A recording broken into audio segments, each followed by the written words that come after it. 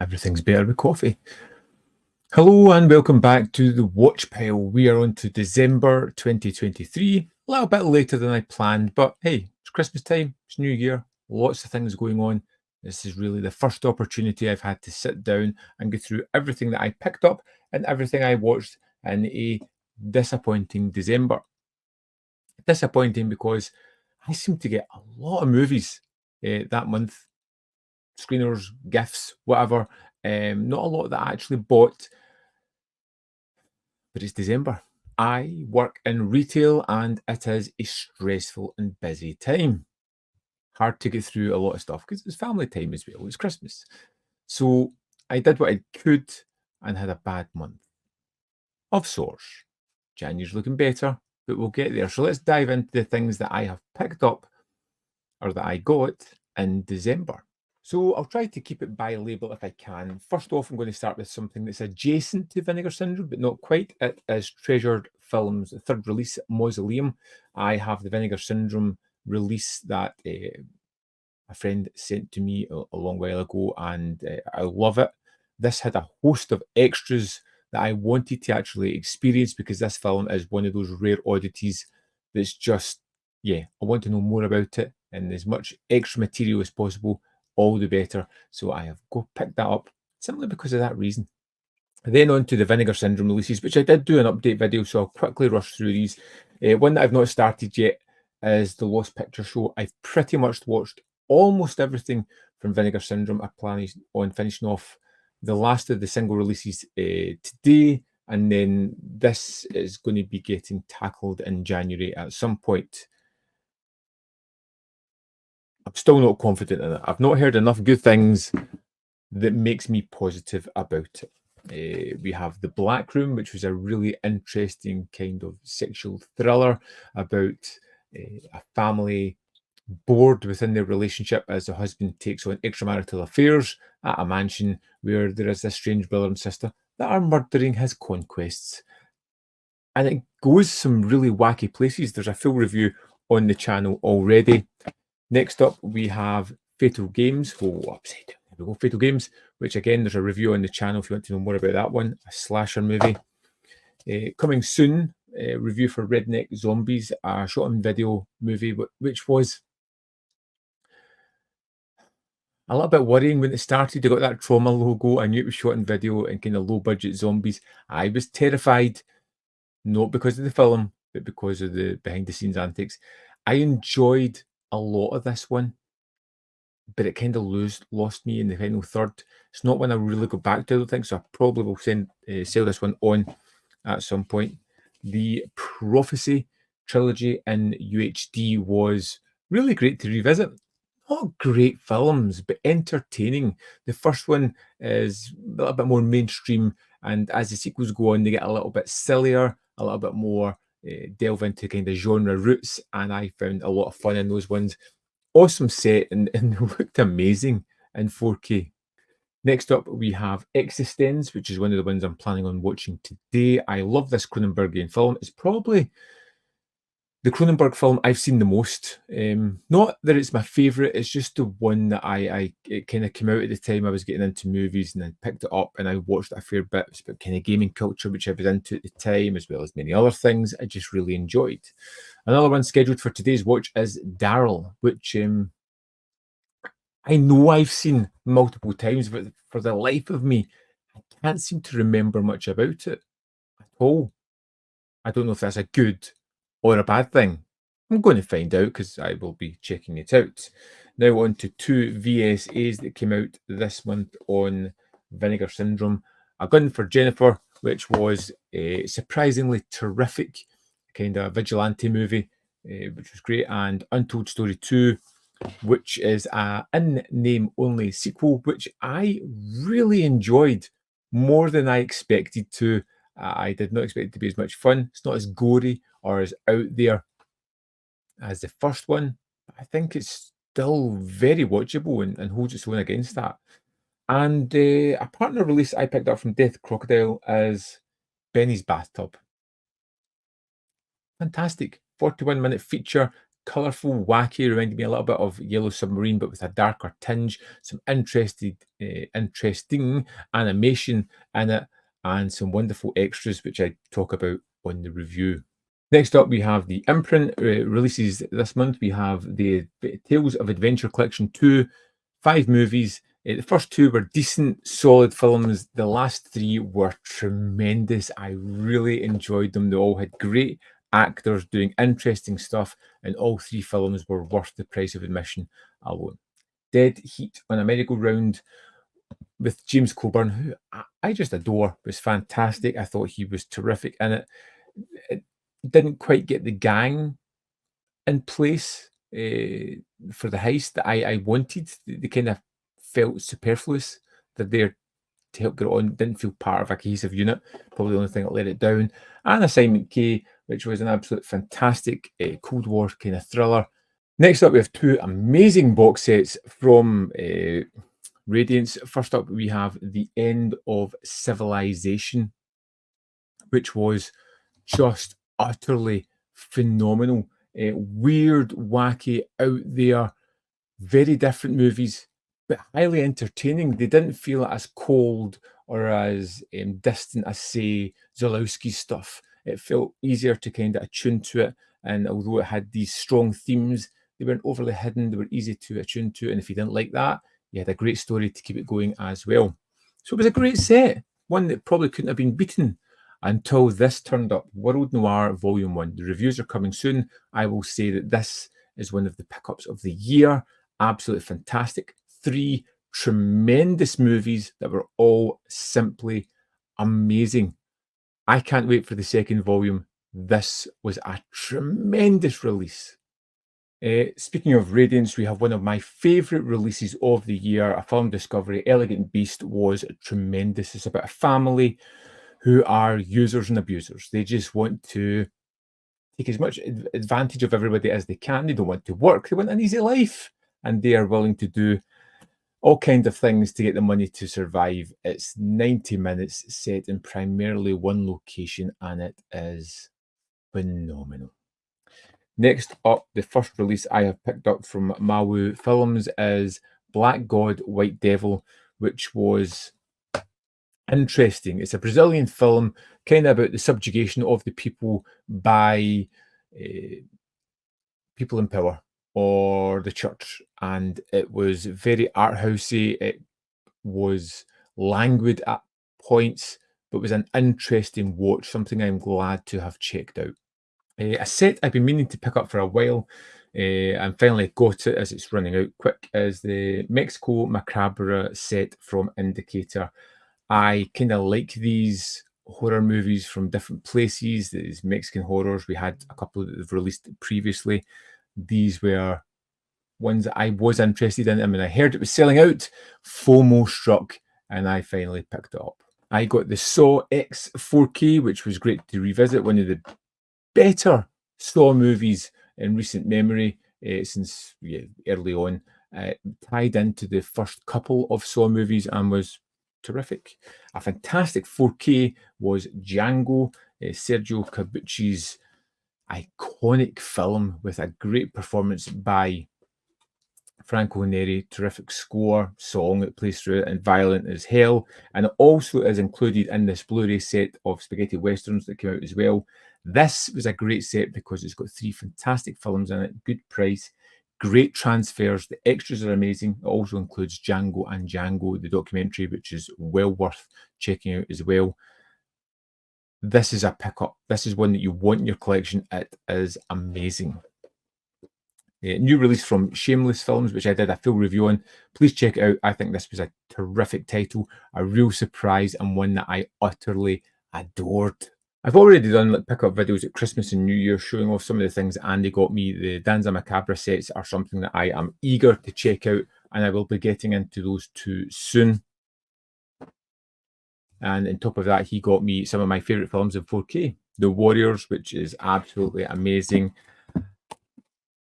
and the Blob remake, which I utterly adore as well. One that I haven't seen in the longest while, but I'm eager to check out, is Barbarella in 4K, which I've heard is an amazing transfer. And that is almost everything. I've got two more releases to quickly talk about. Two Eureka releases. We have When Taekwondo Strikes, which, yeah, it looked pretty good from the trailer. One that I'm definitely wanting to check out. And Samurai Wolf 1 and 2, numbers 282, 283 in the Masters of Cinema series. Quick, easy watches, just under 80 minutes. Both these films. I'm probably going to back-to-back marathon these two because they feel very similar. They look great, and it's something that I am interested in continuing on with my Masters of Cinema watching. So that's everything that I got that month.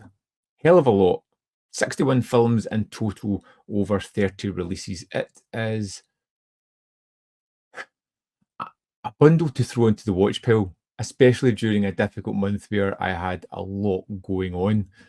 Let's dive into my letterboxed, where we can have a look at some of the things that I watched this month. So, started off the month in the 5th, which was, a good number of days without watching a movie, which is unusual for me. The Fall of Akko Castle was wonderful. Story of the 47 Ronin told in a really wonderful way. It was impactful. It was gloriously produced, set up. Some of the staging of the scenes were just fantastic. Great release. Then we kind of move on to the box set from Radiance, the War of the Worlds. Great films, as you'll see by the scores here. War of the Worlds 5 stars, Obi Oba 4.5, and then up here Gaga 4.5 as well. I really enjoy this set. It was pretty tremendous. I watched The Colour on Netflix because David Fincher. Why the hell would I not watch it? It was a great film as well.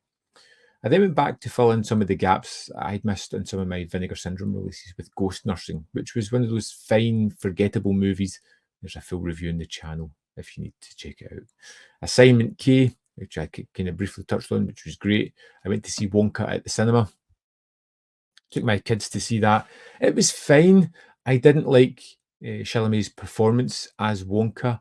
It just felt a little bit off. And the film was definitely missing that darkness.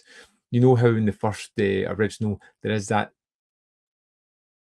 sense of threat and just something deeper and darker and hidden in the movie. It didn't have that to kind of really draw me in. It was fine. Not much more than that. Dead Heat in a Merry-Go-Round, I kind of talked about. Visitor from the Arcana Galaxy was a deaf crocodile film. Weird, odd, a hard one to talk about because it's just such a strange film. But I did my best in the review of that one. And then we kind of moved on to the Tales of Adventure with Angel in the Amazon, Daughter of the Jungle, Fairwind to Java. They were all good, interesting watches. The first two are decent enough, and then it kind of picks up after that. Fairwind to Java said Fred McMurray is the captain of a ship chasing down diamonds. Just fun. The Graceful Brute is the other name for Elegant Beast. Again, 5-star. Amazing film. Django was another rewatch for me. I just love the film. It's a 4.5. Never quite gets there. It's just, there's something about it just a little bit lacking for me. Elephant Walk, which was another amazing title from the Tales of Adventure set of his Christmas party, because we were at that time of year, and Safari was the final movie in the Tales of Adventure set. Again, another really solid one. Evil Judgment was a Vinegar Syndrome one I had missed out. Again, full review on the channel. It was fine. Fatal Games was an interesting slasher. I Am Waiting was the first in the world noir set. Absolutely amazing. My favourite movie from that set.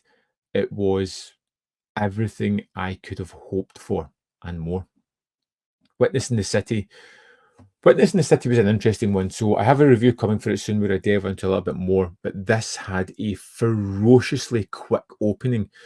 The first 20, 25 minutes is non-stop.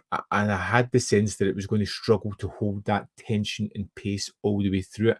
And it did, because that opening was so blisteringly fantastic. It was hard to maintain that the way through the film. The rest of the film's good. It's an exercise in tension and suspense. But that opening, absolute breathtaking. I took the kids to see Wish at the cinema. It wasn't for me.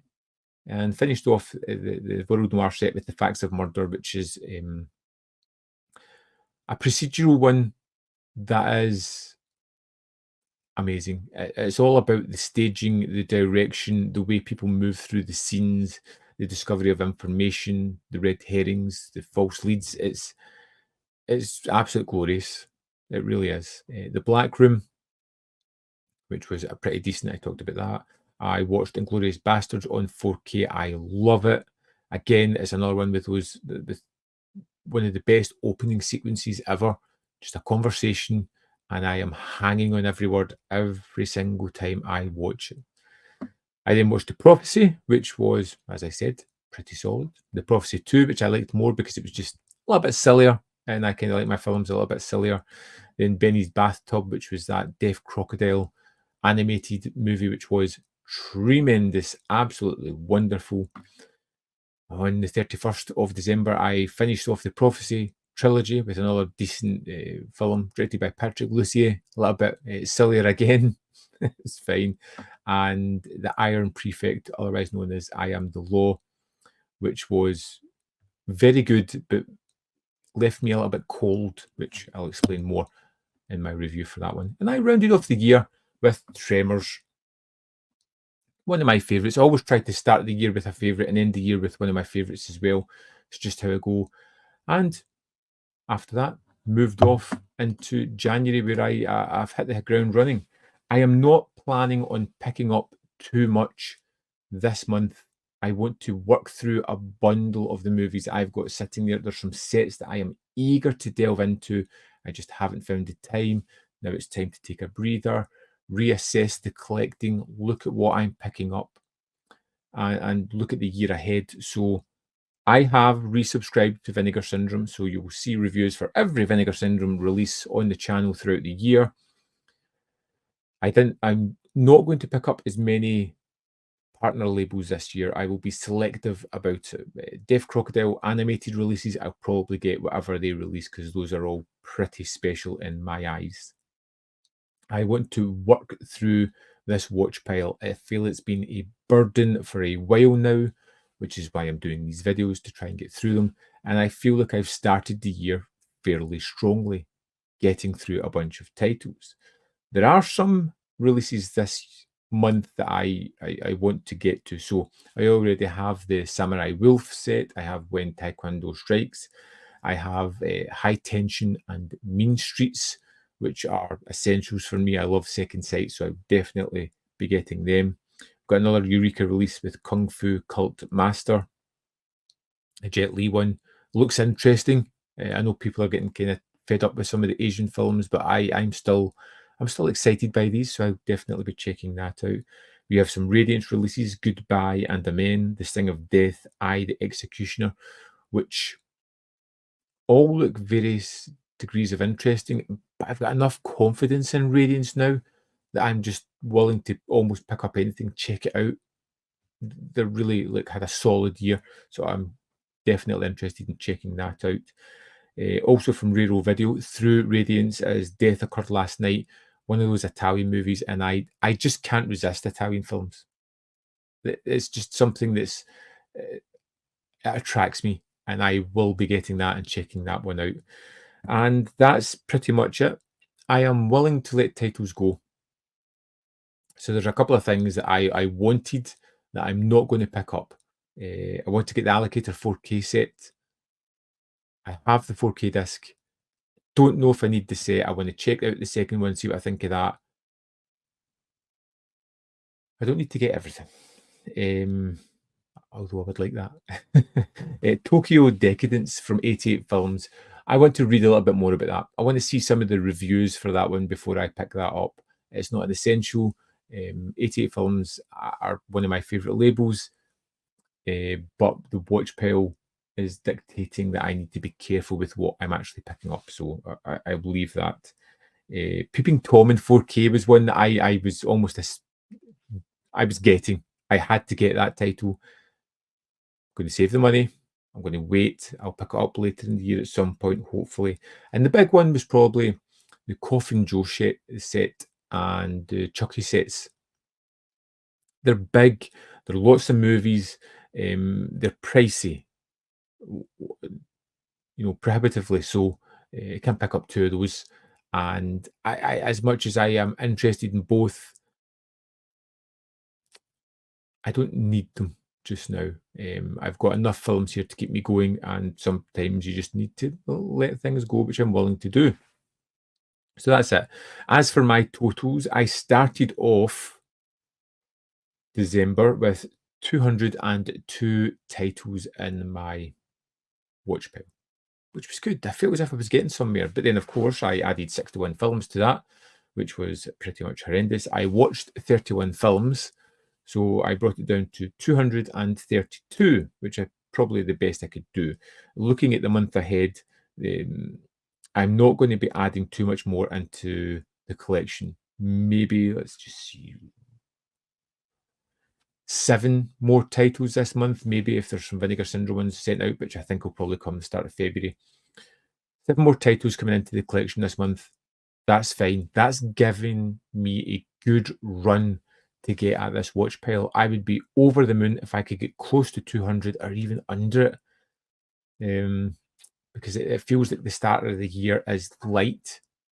I'm going to try and be more selective. So hopefully you'll join me next time, and we'll see how I am doing with this almighty task into 2024, and the focus is really on working through the collection. Yeah, so I hope you had a good new year. I thank you for joining me as I ramble about my movies. I hope you've subscribed, which is great, and watching videos, which helps the channel. Didn't have a great 2023. We're going to have a better 2024. Maybe. Whatever will be, I suppose. Thanks for watching. As always, there is more content up here. You can see more of my stuff. In the description box below are links to Patreon membership program and manvfilm.com, all ways in which you can support me. Thanks for watching, and I'll see you next time.